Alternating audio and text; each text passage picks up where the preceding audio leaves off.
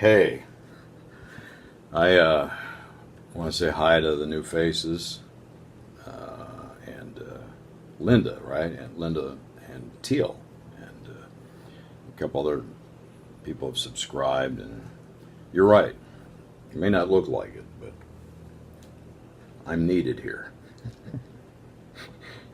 You need me, and I need you. That's the way God planned it, right? Saved the world before he created the world and decided he'd do it through a man. A fully man kind of guy with doubts and fears and able to sweat drops of blood in the garden, and yet fully God. Go figure. Can't do it on this side. Even if even if you're claiming to follow him and doing all this other stuff, you only have a measure of faith, and it's the faith of Christ. It's the faith that he exhibited that night. He was looking for another way out. Come on. That's what everybody's doing. There's only one way. The guy who did it first has been raised from the dead, and that's where the justification comes. But I wanted to talk just for a sec here about grace, because it's counterintuitive to the way we think as human beings. It's hard to understand. It's easy to be saved in an instant, the revelation, but it might take a lifetime and longer, because you'll never understand the depths of his love. It's confounding. It really is. It's unfathomable. But it's real. All right.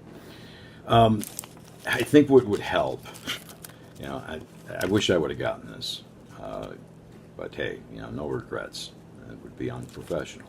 All right, I forget that which is behind, and so should you, if you're in Christ.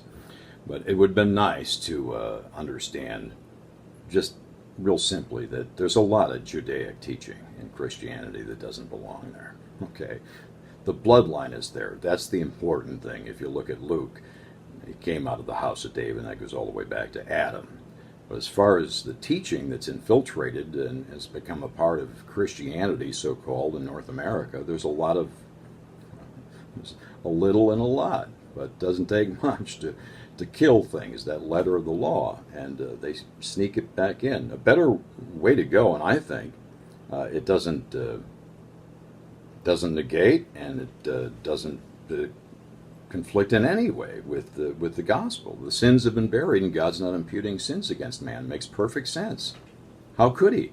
You're not a Jew, never have been, I assume. Even if you're, my daughter's a Jewess, and 27, and nothing to do with the house of Israel in that day and time, or what's coming up, the 7 years of tribulation.